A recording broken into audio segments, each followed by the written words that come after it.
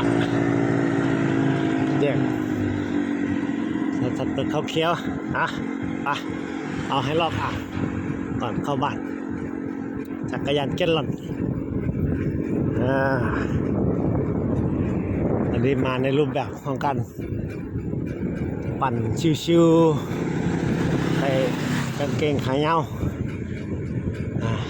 รองเท้าปั่นจักรยานใส่เสื้อลำลองชิวๆตอนเช้าอากาศเย็นสดชื่นตอนเย็นก็ชิวๆปั่นสุดริมอ่างที่บางพระยามค่ำบรรยากาศสุดฟิน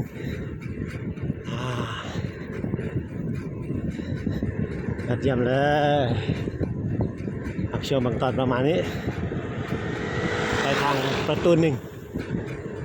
แยกจาก3 แยกสวนสัตว์เปิดเขาเคี้ยวลงสะพานมาก็เลี้ยวขวาปั่นมาเรื่อยๆสุดฟิน